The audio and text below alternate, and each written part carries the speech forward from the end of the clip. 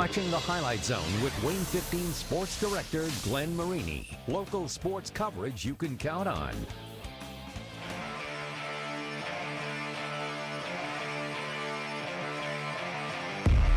He's just telling us how we can be so much better than what we are right now. Keep working hard every day.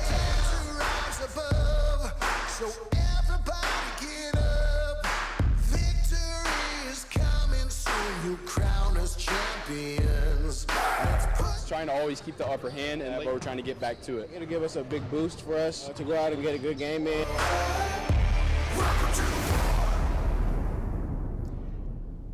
Well, a week from now, it'll be win or go home time on the Highlight Zone. But tonight, it's time for a tune-up. Most conference titles already decided coming into this evening, which means teams are getting ready for a long run in the playoffs, at least hopefully for their fans.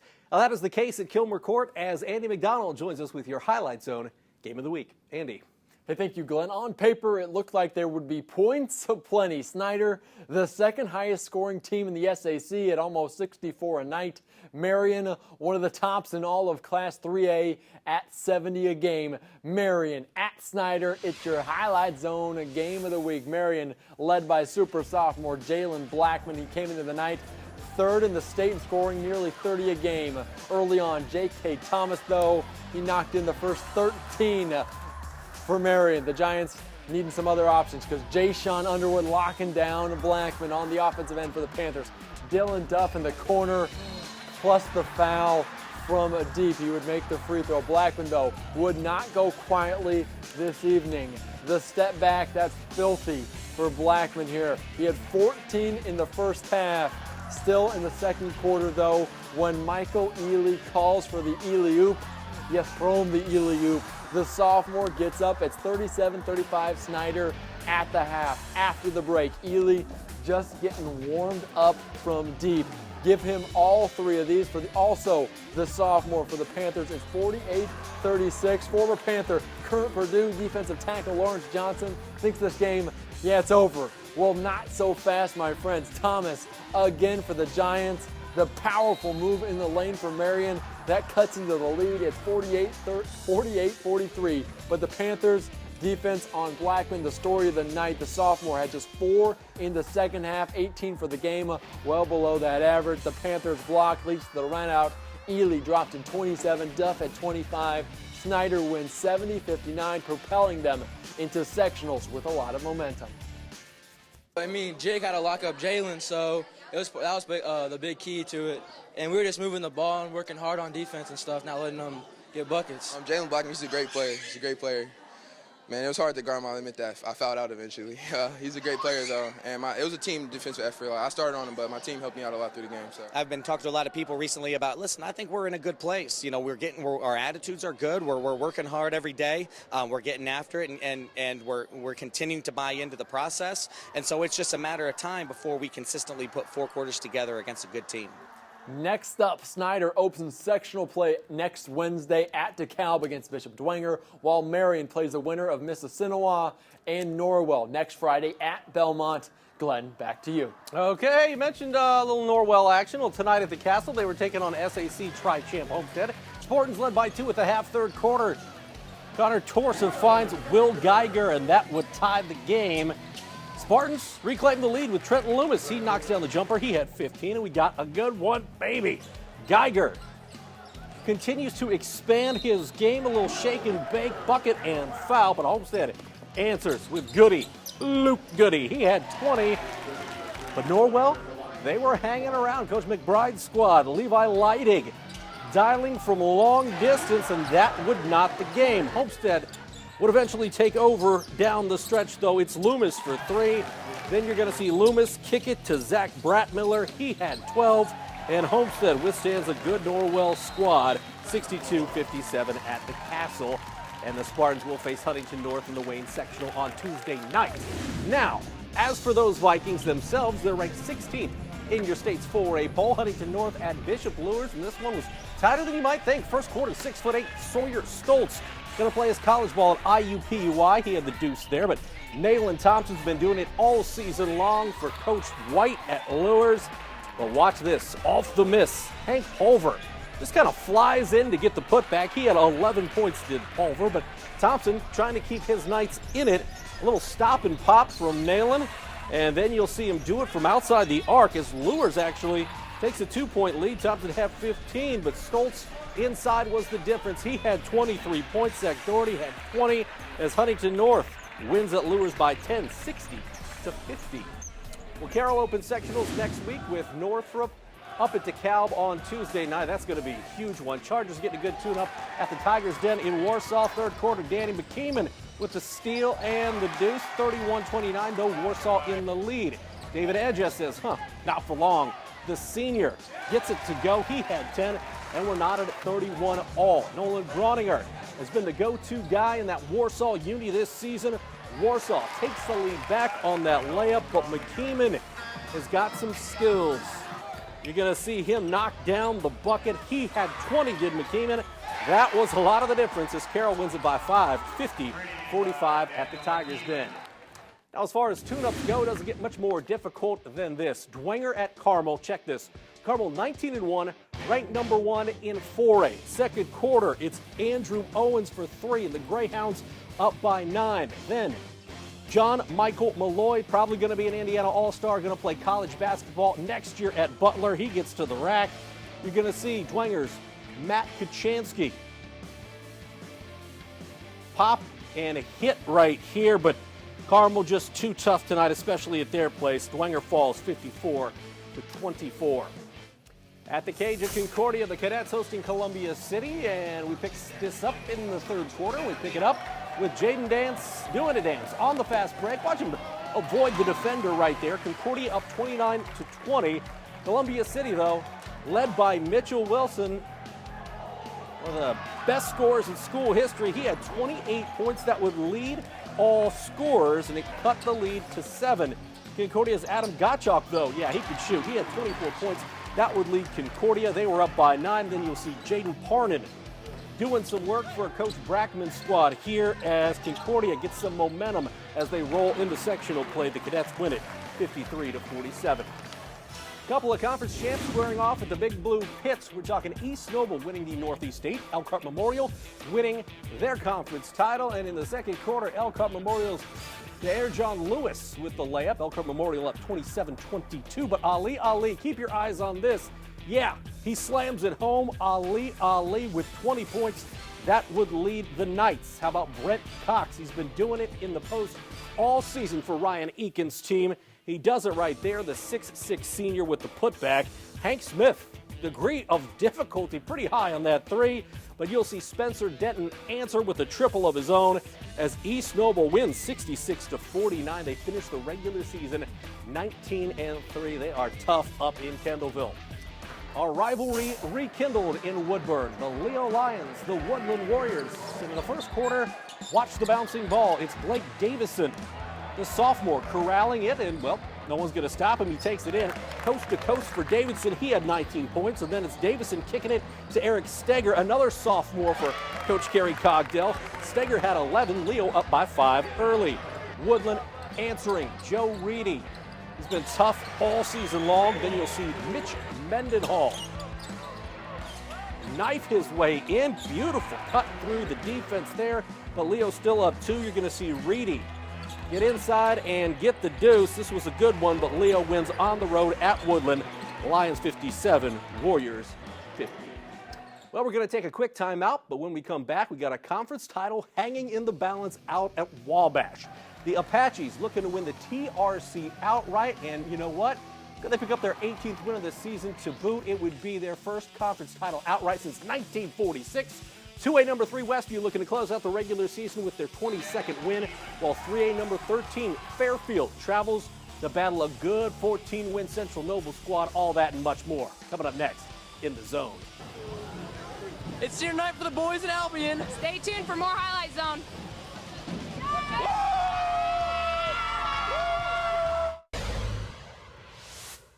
We're the Wabash Apaches! Welcome to the Highlight Zone. Well, they would have plenty to cheer about tonight after last Friday night. You know, pretty much every conference title in the area was basically sewn up, but that's not the case in the TRC. A win tonight in Wabash would finish 8-1, to win the Three Rivers Conference outright. A loss of the Apaches would have to split the title with Tippy Valley. Wabash 17-4 overall. Coach Paul Wright and company welcoming in Peru, and the third quarter, Wabash was up double digits at half, but Peru starts to make it interesting. Hoop in the harm from Dante Majors. That would cut the lead to 38-27. Josh Adajokun with the bucket, and Wabash's lead now at 10. Peru still working it. Cade Townsend pops the three in. Yeah, you're getting a feeling it's getting closer. It's a 7-point game now. Then it's Dante Majors with the bucket. This makes it a 6-point game, but guess what? Wabash, they would answer the bell. Jared Holly for three. 43-34 Wabash. Then you're going to see Trenton Daughtry with the bucket. I'm told he went over 1,000 points for his career tonight. And what a night it was as Wabash wins it 66-43. It's their first outright conference title since 1946. Congrats to the Apaches. And with that Wabash win, Tippy Valley finishing second in the TRC. The Vikings taking on Kosciuszko County rival Wawasee. Cameron Parker to Parker Dalrymple for the three. And Tippecanoe Valley out to an early lead. Going the other way, it's Austin Miller down low to Ethan Hardy for the layup, and it's a 5-4 game. Then Parker Dalrymple to Jalen Shepard underneath. Tippecanoe Valley out to a 7-4 lead. Aaron Evans trying to do some work here for Wawasee. Kicks it to Austin Miller for the bucket. Then you're going to see Wes Melanson to Parker Melanson, and Jace Potter eventually comes up with the putback bucket. Tippecanoe Valley a winner against rival Wawasee, 48-45. Last year's TRC champ was the Southwood Knights. John Burris' team at home against Chris Benedict and the Bluffton Tigers. First quarter, Carson Rich cashing in off the glass, and Southwood out to an early 2-point lead. Then it's Dallas Holmes. Hello. He's been one of the main scoring options for Southwood this season, and this is why the kid can shoot it. It's a 5-point Southwood lead out of the gate. They weren't done. Quentin Perry from behind the arc, and Southwood jumps out to an 8-zip lead to start the game on the Bluffton Tigers. Now, Bluffton gets on the board here. You'll see Gavin King with the deuce, but it wouldn't be enough as Southwood wins it by 10, 62-52. Westview locked up the NECC title earlier this week. The Warriors ranked third in your 2A state poll, and tonight they were at Concord. Early on, Charlie Yoder, one of the more prolific scorers in the area, has the Warriors up by 1, but Drew McDougal says it's raining threes. McDougal for Concord nails it, and not only raining threes, but raining confetti out of Concord. And Westview's Josh Hostetler would get the bucket here, but it's going to be McDougal nailing the game winner at the end of this one as Westview falls in a tight one, 49-47. One of the rare conference games tonight. Fairfield and Central Noble slugging this one out for second place in the NECC. First quarter, Cordell Hofer for three, and Fairfield out to an early lead. You're going to see Fairfield do it again. Skylar Mast driving in and getting the bucket. But Central Noble's got a ton of firepower. The freshman Connor Esijan broke a 53-year-old record for most points by a freshman in Central Noble history. He had 22 on the game. Then Ridley Zolman, he also had 22. Sawyer Yoder would score the game winner with a oop late in the fourth as Central Noble beats Fairfield 62-60. Angola having a solid season. The Hornets 16-5 coming in. Angola hosting Lakeland tonight. I didn't see the Pandas in there. Were the Pandas in there? I didn't see the Pandas. Luke Honer had that big tackle against Northwood on the football field. He gets the layup. Angola up 5-4 early in the first. Blake Pocock, he's been on the highlight zone this season. He can shoot the basketball. He does just that from the corner. Angola up 8-4. Lakeland's go-to player of late has been Braden Bontrager, and that is why he nails the off-balance three. But Jake Hilliard for Coach Bentley's team is going to come up here with a triple as Angola puts up 65. They win it 65-34 at home against the Lakers. Another conference showdown in Turtletown. Busco hosting Eastside, and it's Eastside going up high. Chase Franz on the business end of the alley-oop to tie things at 24 in the second quarter. Eastside's Alex Yoder had 41 points in the game a couple weeks ago. That's why he buries the three and gets the foul to tie it at 24. Later in the second, the coach's kid, Jackson Paul, driving, hanging, hitting, and then you're going to see Paul. We're talking an alley-oop the other way for Busco. Mason Garland on the end of that one as Busco wins a good one in Turtletown, 64-59. Last stop, the hangar in Monroe, Adams Central, Lakewood Park. The Jets had won 4 of their last 5 coming in, and part of that is because of Kevin Brown. Just signed to play baseball at St. Francis yesterday. Kid can hoop as well. Brown from downtown, and yeah, they were off and running were the Jets. Lucas Vandeweghe emerging from the crowd. They hit the jumper. Jets out to an early lead. Lakewood Park trying to answer. Michael Cruz with the triple. Then the sophomore finding freshman Isaac Wolf. The future is bright at Lakewood Park with these guys. That's a bucket and a foul, but Ben Voirol not to be denied as Adams Central wins at 59-50 over Lakewood. We got Comets, we got Mad Ants, you got IU in action and more coming up after the break. We're the Cherubusco Eagles. The play of the week is the next. You're watching the highlight zone.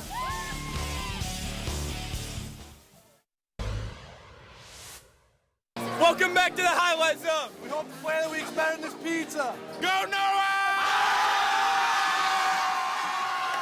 The Castle, a great place to watch a basketball game, but Kilmer Court got to see this tonight. Michael Ealy with the Ealy Oop. You saw him call for it, point the finger to the sky. He finished, he had 27 as Snyder beats Marion, and that is your highlight zone play of the week. At Carver Hawkeye Arena, the Hoosiers came in with 11 losses in their last 12 games. They were taking on Iowa. Justin Smith doing work, watching with the putback slam right there. Take another look at it. Justin Smith with the big finish right now. This game's in overtime, and IU trails 75-70. Let's move on now to the Trine men. MIAA regular season title for the first time this season. The Thunder working on the conference title in the semifinals. It was Langston Johnson with the J. And then it's Pete Smith with 2 of his 16. Trine up by 4. You'll see Marcus Winters work it here.